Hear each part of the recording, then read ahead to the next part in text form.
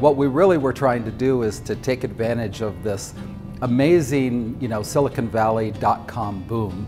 And we thought, well, we wanted to get a piece of that action. And we started with the idea that we wanted to create a great business with no real, and it was in entertainment, but no true understanding of exactly how we were going to do it.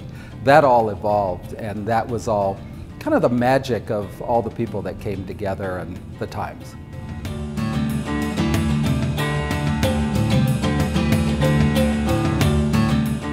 What Netflix got really good at was understanding where to allocate resources, both people and money, in order to drive consumers' love of Netflix.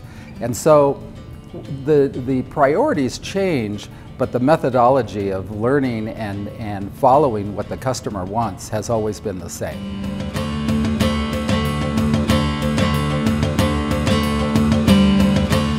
What they really need to do is, first and foremost, have a product or a service that's easy to understand, that they can explain how you make money, and then follow that. Actually create milestones and ways to measure how you're building towards those goals.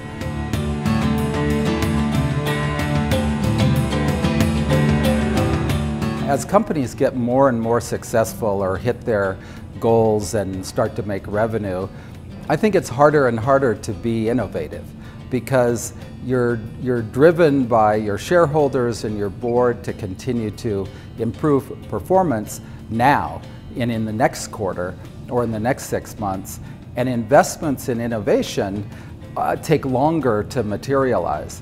So you almost have to force yourself to figure out who is going to be responsible for innovation and give them a lot of leeway.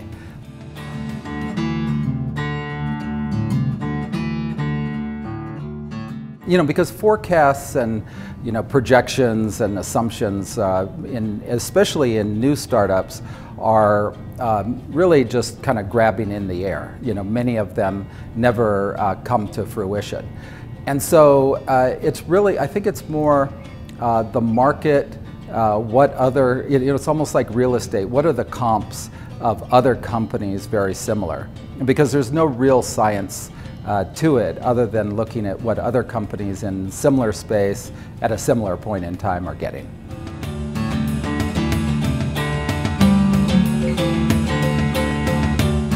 You've got to come in with a clear idea of how you're going to get from where you are now to the point in time where you're going to make revenue, and especially profitable revenue.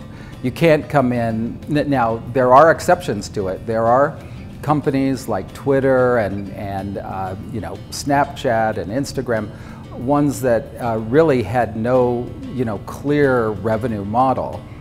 Their model was, if we get big, we'll figure out how to monetize it. And in some cases, it's easier to raise money when you're basically saying, I'll figure it out later. But if you're on the other side, which most companies are, where your business model is to make money and you know how to do it, you really have to have a clear plan of how you're going to get there.